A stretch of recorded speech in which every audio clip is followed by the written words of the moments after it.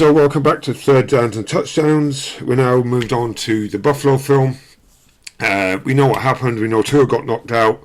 There's been a lot of finger pointing at the O-line, and rightfully so. But in the short time Tua is on the pitch, Tua needs to take some responsibility because he's at fault as well. So we're in this formation. The previous play was a 6-yard run by Gaskin after the sack on first down. I don't want to spend too much time looking at this detail because there's two problems here. A, we get the sack, and B, Tua hangs on to the ball too long.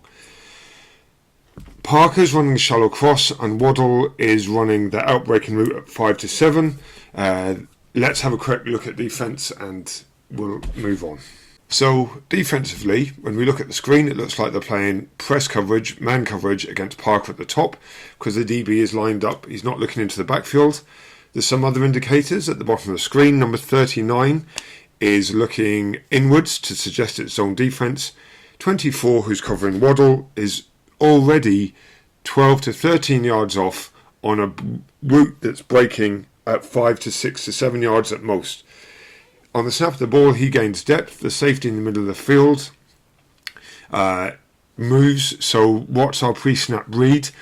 I don't like the throw. Don't like that Tua locks in on Parker. It shows like it's not that simple in the NFL. But let's just have a look at the wide coaches film. So welcome back to third downs and touchdowns. We're still on the opening series, of the Pats game of the 2021 season. It's now 2nd and 6. The previous play was a 4-yard run by Gaskin. So offensively in this play, we're in twins left, switch, full H flash, and then whatever route combination, whatever name they've given this route combination. Twins left, you can see at the bottom of the screen, you've got Grant and Wilson lined up in twins. I've called it switch, so Grant is off the line, as you can see, and Wilson is on the line. Makes it harder for them to play press coverage against Grant. Full, just that position that we've given the Y. We've moved Smythe around a lot this game, or so far this drive. So it's just a new position for Smythe. And then H flash is that on the way back to throw the ball, Tua is going to flash the ball to Gaskin like it's going to be a handoff to hold the linebackers. Route-wise, we have Grant who's doing an 8-yard hook. It's not a pure hook as I would know it, but it sort of wanders out and then hooks up. Wilson is going to run 9 yards and break. I would call it banana. It's not quite as sharp as a post, but it's a post-like route. Smythe is going to motion across through the traffic on the snap of the ball, then navigate through the offensive line between the guard and the tackle, I believe. Then he's going to hook up at 7. Tua again going to throw the ball, but first going to flash it to Gaskin. Gaskin's going to act like he's receiving the ball, then hook up after about 1 yard. That's in purple. And then at the top of the route, Parker's going to run the go route through the zone, and we'll see why that's important now when we look at defense. So we'll look at pre-snap read. Okay, so here we are on the snap of the ball. Pre-snap right now, it looks like it's cover 1. The DBs are sort of in press coverage, man up against the outside receivers. The safety is in the middle of the field. It doesn't last. You can already see this corner's bailing. The corner's moved into the middle of the field. Now pre-snap, it could be that they're playing man coverage against Parker and zone everywhere else, because DBs do not bail if they're not playing. Why would they bail in man coverage? This is the route that frustrates me. Right now, Tua either does or doesn't know the offense. And I'm concerned that he doesn't know the offense, because this DB now is 1, 2, 3, 4 yards. So that's 4, and 5 is 9, 6, 7, 8, 9. Oh, I'm getting confused with my maths. So 1, 2, 3, 4, 5, 6, 7, 8, 9, 10, 11. 11 to 12 yards off the person, that he's dropped into his zone. And Waddle's got an outbreaking route at 5. Look, if Tua was to throw this ball now, yes, they could close on Waddle. But right now we'll see that they are so worried about, I think this is Grant's speed, that they're not even really worried about the underneath route. They're going to rally to the ball. But you can see there's been some pressure from the O-line, allowed by the O-line, but there was an easy throw for Tua. When you look at the single side receiver and you've got trips on the other side, if that single side receiver is not there, then you're in real trouble. And this is what's happened. this is what's happened. Now I'm going to look at the breakdown to see where the pressure came from, because the O-line doesn't do amazing, but the issue is Tua's holding the ball for too long. Okay, so looking at the box play, what do we have offensively? We've got 5 down linemen and 1 running back, and so we've got 6 blockers. So the issue right now for us is that all our linemen are covered, including double A gap pressure. What does double A gap mean? Is that we've got 2 defenders attacking either side of the centre. It's the most difficult block for the centre because you have to snap the ball, get his hand out from between his legs.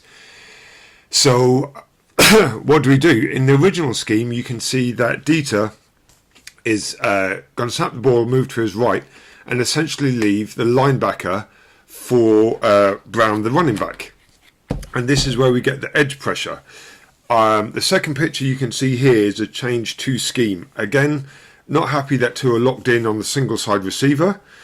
But what we could have done is that linebacker, number 23, the safety, he's up in the line of scrimmage. We have to treat him as a blitz threat.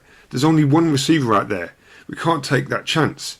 So I would have liked to have gone half slide left. Everyone except the backside tackle, number 77, Davis, is going to move to the left. So that doesn't change the scheme for our left tackle or left guard. It means that Dieter has to pick up the linebacker, who's in the gap to his offensive left, and Hunt has to pick up the one tech to his left. Now we know that linebacker bails, but then Dieter can come back and help Hunt. What it does do is that it allows Brown, the running back, to treat 23 as a run threat. I also realise that the linebacker on the other side of the pitch is a run threat, but if Tua throws to the trip side, he's responsible for that linebacker, and if that linebacker blitzes, he can see it coming and get the ball out of his hands. I know he's not throwing to his strong side. It's the NFL. It shouldn't matter. It shouldn't matter. So we know it's a sack. Let's just get into the box film. Okay, so here we go. As we've spoken about, we've got a Raider here, we've got a Raider here. Defensive players are outside the blocking scheme that we have to account for, and yet we've still got double A gap. So we're going to see Dieter go this way. Our left guard, Kindley's going to get beat, and it's a good thing Brown's there because Brown saves him. But this is where the scheme falls apart. So right now, this looks okay. Yeah, Kindley, if he'd done a better job, could be better here. That's a negative grade. Dieter's doing okay. Get involved sooner. That linebacker's bailed. He's not going to come and blitz. Whilst this pocket is a little bit nasty, I'd like to see a better job here. Davis is on his backpedaling here. The defender has got leverage on him. Jackson's actually doing the best out of all the linemen, but you can see Jackson's here. Davis has been brought back by the defender. Because our double team here between Dieter and Hunt was so poor that Tua hasn't got anywhere to go to. So that leads to the pressure.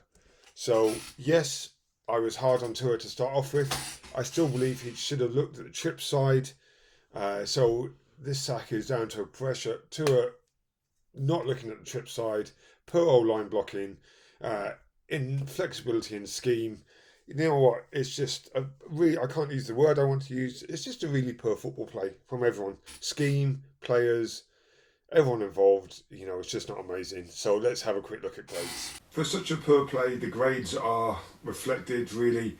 O-line, with the exception of Jackson, who actually did his job, stopped the defender, driving him back to the quarterback. All negative grades. Tua got a negative grade because by pre-snap formation, Waddle was open and he took the sack. Not a great play. I know a lot of you aren't going to like that, but it is what it is. Let's just get on to the next third down.